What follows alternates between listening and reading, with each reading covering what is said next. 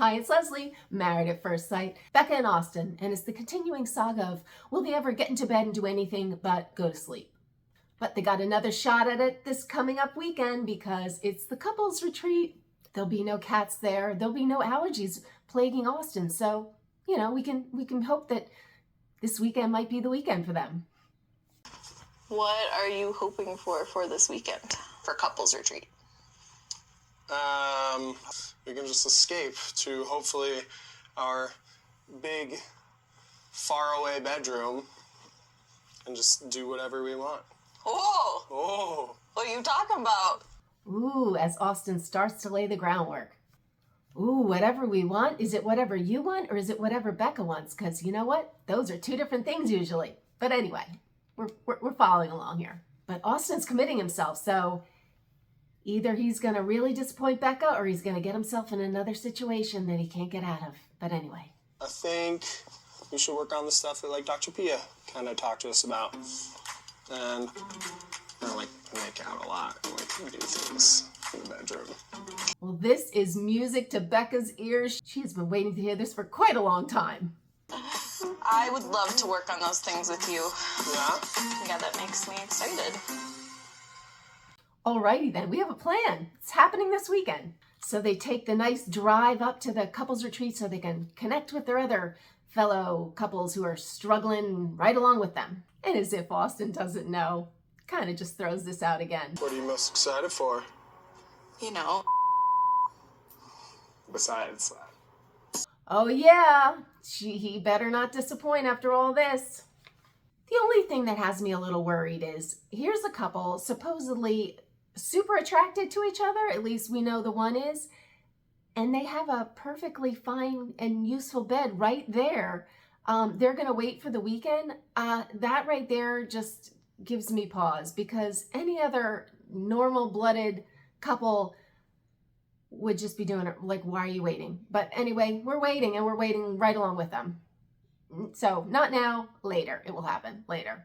And Austin's, thinking ahead, planning ahead, making sure he's got all his ducks in a row, and then selects his bedroom for him and Becca for their magical night. I like the bathroom in this one more, but I like the bedroom of the other room more. I agree, but I think this one offers the most seclusion. Okay. Has been decided. Alrighty then, because you know what? They need that seclusion because Lord knows, maybe they're noisy. Who knows? We don't know, and they don't know either. I'm guessing Becca's noisy, but you know what? I digress. Alrighty, now enough of the suspense. It's the big night. I guess they all went out and stuff, and I guess had drinks and stuff. I mean, you're always drinking. I know, Emily's always drinking. She's always got a glass of wine. She's always got a bottle in her hand, if you haven't noticed. But a girl after my own heart. We like Emily. Anyway, it's the big night, and they go to bed, and was it just me, or was I a little stunned with the I love yous? Love you, good night. Love you, good night. A good clapper. I have to lay on your chest. Okay. I have to. Come here. I I must. don't know why, but okay. I didn't know they were up to I love yous, but maybe those are just like the casual I love yous and not the I love you kind of thing. But anyway, and then there they are, left to their own devices, finally alone in their big bed at the retreat. And I guess the camera crew's still there, or do they leave? I don't even know. But then the next thing we know, they tell us that it's an hour later, and Austin, like a little boy, when you're like, I'm not staying here, picks up his little pillow and his blanket and walks down the hall, I guess, to a better bedroom. I really don't know what happened. He just rolled out of bed and went.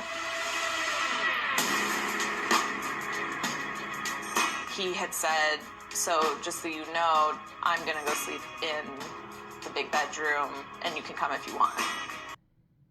What? Like, and Becca's like, are we gonna do anything there? And he's like, I don't know. Like, what? Like, poor Becca has lost all pride. Like, she can do so much better. This is insane. He walks down the hallway and she just lets him go. It's just so bizarre. That was their big night. She claims he was drunk, yet here he is. It's really disappointing for sure. Is he making the bed before he gets into it and he's drunk? That doesn't seem like, when you're drunk, you just like right on top. You just throw it down, plop on top. If you're that drunk that you can't even do anything, like, what? This was so bizarre. But he told Becca, you can come if you want. What an invitation. Needless to say, she didn't take him up on it because at least she didn't, instead of following him down the room. How pathetic would that be? So that was their big night. Another dud. Another wacky, bizarre behavior from Austin. I don't even know what to think of him anymore. He's rising to the top as the oddest bird on this whole show. But anyway, so it's the following morning, and if nothing, Becca's not resilient and can take a licking and keep on ticking. I mean, there she is. I'm feeling better this morning. I felt defeated and rejected when he ended up spending the night in another room, but he did apologize. Yeah, you felt that way because you actually were rejected. Again, I mean, so you're spot on with your feelings there, Becca, but she feels better today. And she feels better because Austin apologized. I'm sitting there thinking, what could he possibly say that would change how awful that is? I don't, like, he can say, I'm sorry that I continually reject you on national TV and I look like a man that's afraid to get intimate. I don't even know. They both look insane together. This is crazy. And I was just left wondering, like, how do you come back from that? I'm thinking, you can't come back from this. You can't come back from this. This is the big night. He's laid it all out. He's built it up. This was the night. This was the night. And he takes his pillow and blanket and goes down the, like, what? You can't come back from that. It's a wrap. It's done.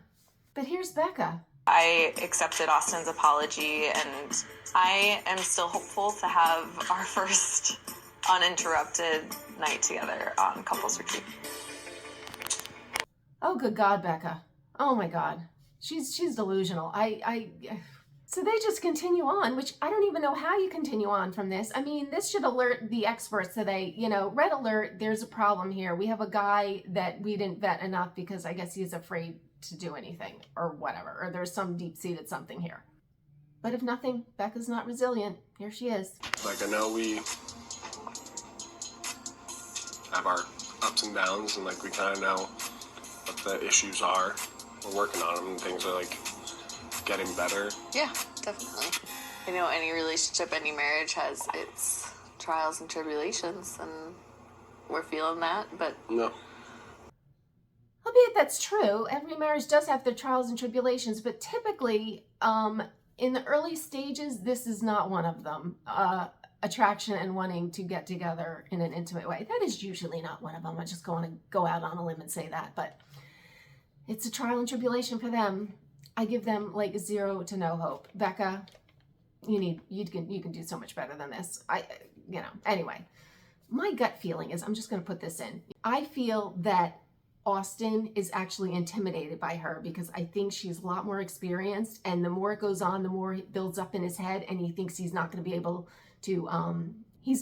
to meet her expectations.